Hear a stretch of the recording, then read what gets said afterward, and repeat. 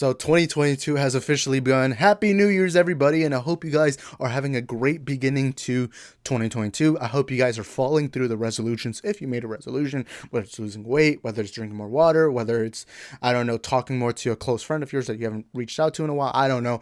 But today's video, I'm going to be talking about the most anticipated film of the year. Now, I was originally going to do a list of movies I'm anticipating, and while I am going to briefly mention those, I want to bring up the movie I'm most anticipated for, which is the Matt Reeves, the Robert Pattinson Batman flick that's coming out in March 4th of 2022. You guys know, to the people who have been subscribed here for like over a year, you guys know for the last 2 years, the only movie that I nonstop been hyping up the most is Batman. Because Batman's always been my favorite character in all of fiction history. And today, while I am going to mention movies that I'm excited for, which I have them here on my list, I'm also going to bring up, I'm mainly going to go through why I'm excited for the Batman, because I've not made enough videos on the Batman. Like the last trailer that came out, which is the Bat and the Cat, I didn't get to make a video on that, but I will be talking today about the Batman, why it's my most anticipated film of the year, and why I think you guys might agree with me. I don't know. If you agree, disagree, let me know in the comments. In fact, right now, go in the comments and tell me what is your most anticipated film. It can be 1 movie, it can be 2 movies, it can be 3 movies, however movies you're more anticipated for. You let me know in the comment sections down below and let me know your thoughts. But before we start off this video, if you like this video, make sure you smash that like button, hit the subscribe button, and turn on the notification bells. That way you can be notified of future content on our channel. My name is Isaac, and I'm the host of your Multiverse of Movies. And I'm going to talk, first of all, let me mention some movies I'm excited for. So let me pull up the list right now. So Avatars 2 should be coming out this year. I like the first one. I'm not like the biggest fan of it, but I love James Cameron. To me, he's a great guy. So Avatar 2, I'm kind of excited. Black Adam's coming out. I love Dwayne Johnson, so to see him in this film, excited. Uncharted.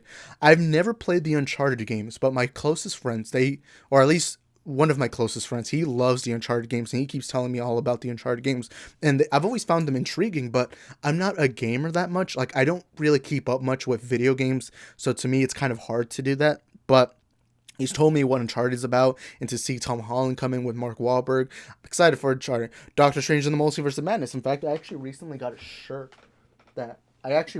this shirt for Multiverse of Madness right here that I'm not wearing today, but it's a good shirt. I like this shirt a lot. I love it a lot. But Multiverse of Madness, I'm very excited for that, because obviously I don't even know what that name in and of itself is pretty cool. Morbius comes out literally this month in January, so I'm really excited for that. The new Lightyear movie, I really love Buzz Lightyear in the Toy Story film, so to see that is cool.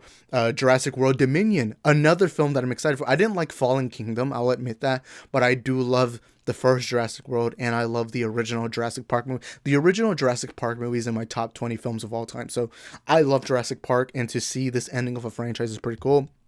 Then you got Aquaman 2. I really enjoyed that first film, so to see him come back in this new one, pretty cool. Black Panther Wakanda Forever. This one's more intriguing, because I do wonder, what are they going to do without Chadwick Boseman, because we still don't know who's going to carry his mantle. We do know they're not going to recast him. We do know there's not a new T'Challa, but what we do know is that there is going to be a new person being the king.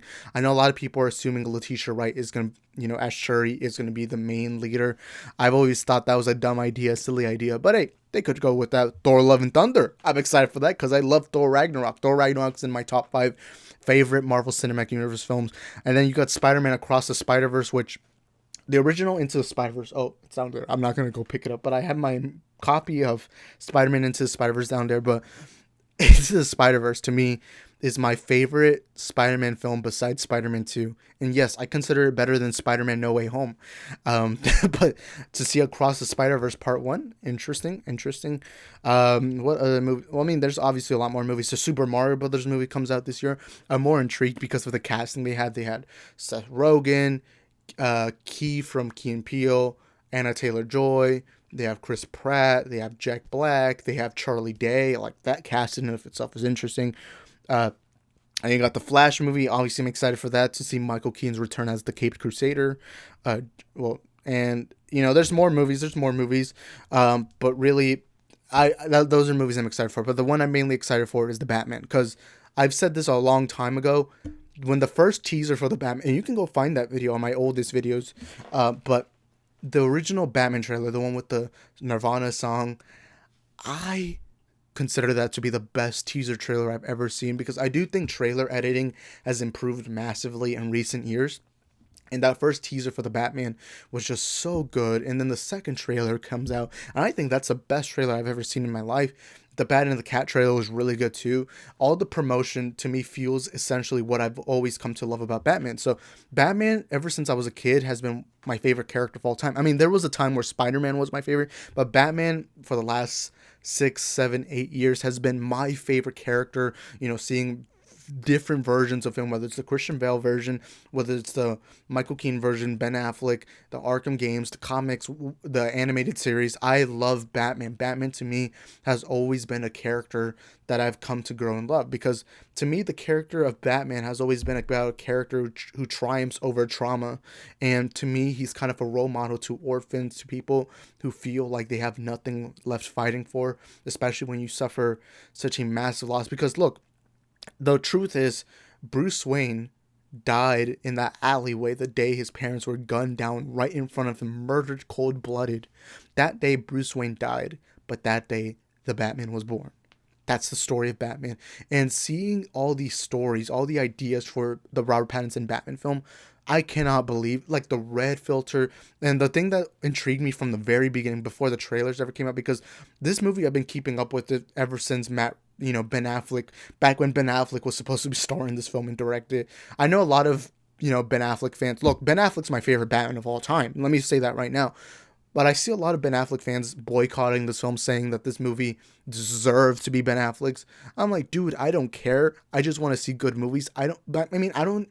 Ben Affleck doesn't want to be Batman anymore. Just come on, like, let the man rest. He doesn't want to do major IPs, and I can't blame him, because these things are stressful. These aren't. I mean, sure, it looks fun to play Batman, but that's stressful work right there. You got loads of training to do. You got loads of time, and he's probably busy right now with J-Lo. He probably doesn't want to do that much anymore. I mean, and he's older. He's like, I don't know, late 40s, early 50s. I don't know how old he is.